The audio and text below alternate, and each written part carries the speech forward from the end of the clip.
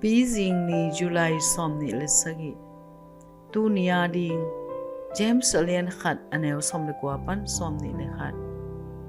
mi kim thungai ding lama man lang hen la pau khet ding lam le he so ding lama zekai ta he James alien khat anel som le kwa pasien min thang sak kamal te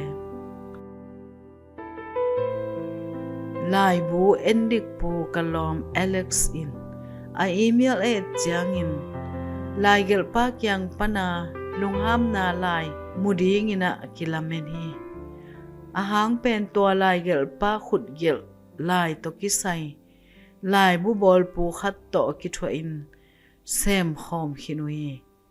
lamen lo pin lai bu bol pu in company sung boy na khathang in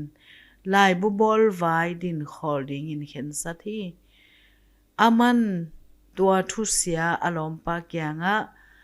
Alex in kha hi to hangin thunuam lo khat azading in ama nakiying kholi kal khat khit chang in lai ki thuk ki hi alom pa in bang chidon ki ding chi ngai sun nuam masa ka hi mana lai hong thuk ki pa lo hing chi hi alai sunga alung nop lo na thu ki hela ayang in hi vai pen lai bu bol pu in vai hom zo dinga au mo na thuram to apulang na omi pilwang taka lai gel pa don ki na in kalung sim hong long hi ama don zia in mi to ki zop na a adiakin I he chang in bang chi ding chi lai siang tho hong hil na to ki to ka sa hi James in I kampau to ki hial pak pak thei a hi manin kampau ki kep zo ding hong hili mi to I ki ho chiang amau gen nop itel thei na ding I kamal te itel siam na ding he kulmo kullo chi ngai su thun lak nangin thungai lam imasak jok ding a hi kampau ki kep zo na in mo na to hong ki pel thei sakin lai siang tho tung tonin hong ki hel sak thei bana to pa dikin he pi na to kidima he hakin alien ma I na kip to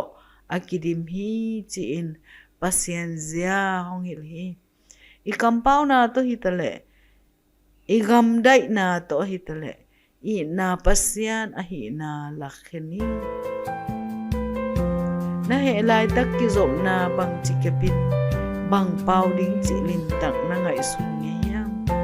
na kampau na in na na bang chi kilat sa yang pil na pasien thungai na lama kamanlan na ding le